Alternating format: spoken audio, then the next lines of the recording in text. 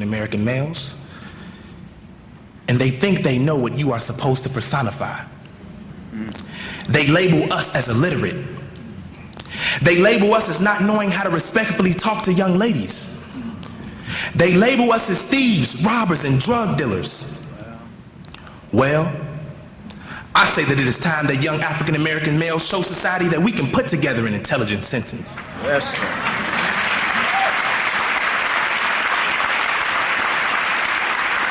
I say that it is time we learn how to sweet talk a young lady respectfully without calling her out of her name.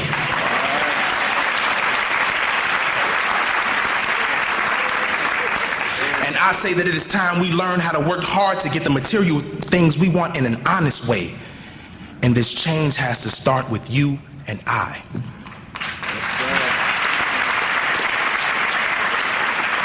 Gentlemen, your mothers need you.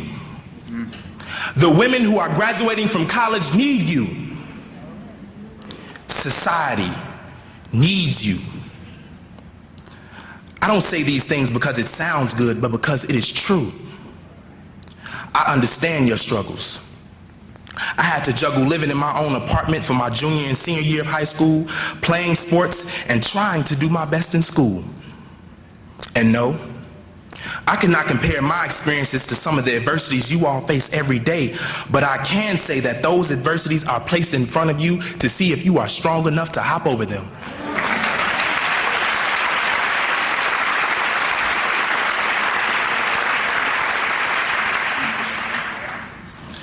I can also say that I did not go from a 2.5 GPA my freshman year to a 4.2 my senior year without the help of many others. I charge you to become messengers because I did not realize it until after I graduated that my success was simply the personification of a classic philosophy.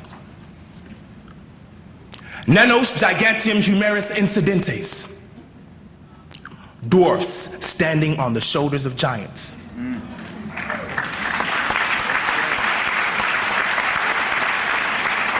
An idea first presented by Bernard of Chartres, a 12th century scholar, professor, and philosopher, who once used the statement to compare the 12th century scholar to that of the ancient scholars of Greece and Rome. He once told his students that we are like dwarfs standing on the shoulders of giants so that we can see more than they and things at a greater distance. Not by virtue of any sharpness of sight on our part or any physical distinction, but because we are carried high by their shoulders and raised up by their giant size. It seems that we have moved away from this philosophy. Modern society has a way of attaching personal values and characteristics to many of our success stories. We see it in the media, music, and shelves of self-help books that tell us we and only we are the reason for our success. They say he became a CEO because he had the drive. He won $1 million in scholarships because he was dedicated. She was the first woman to go into space because she was brilliant.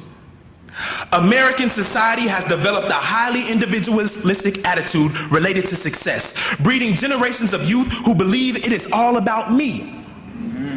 I'm a good student because of me. I'm going to college because of me. Any and everything I achieve is because of me. Generations that are blind to the fact that they are merely dwarfs, peons amongst giants that have paved the way for them to be here.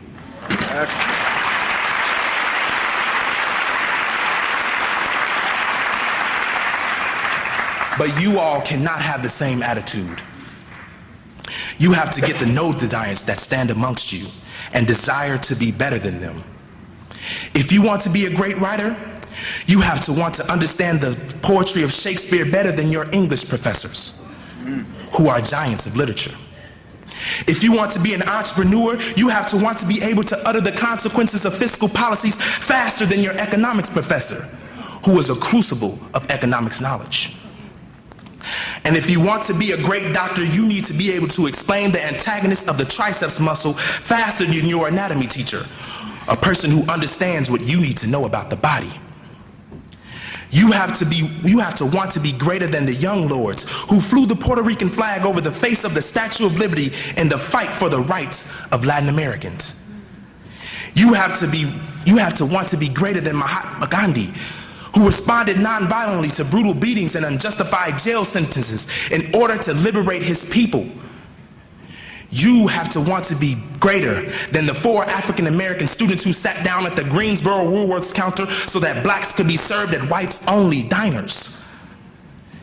You have to want to be greater than these people because they are the giants. They are the reason why you have the opportunity to see farther than the previous generations, and you cannot be passive about wanting to be better than the giants who have already accomplished so much.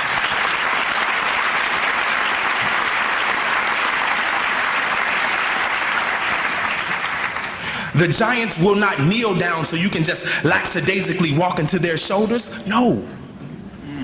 You have to be willing to grab on into the legs of the giants and make that difficult climb up their backs until your feet are in a position to sit on top of their shoulders. You must be ready to overcome watching your mother or father work 2 jobs to support the family. You must be ready to overcome living in the inner city where drugs, violence, and poverty are disproportionately found. You must make the decision to continue your education even when the universe seems to be doing everything in its power to stop you. Once you make that difficult climb up the giant's back, you will reach their shoulders. And it will be your time to grow into a giant. A giant with empty shoulders. Shoulders that are waiting to be filled by other dwarfs. Dwarfs that are willing to make the same climb. Thank you.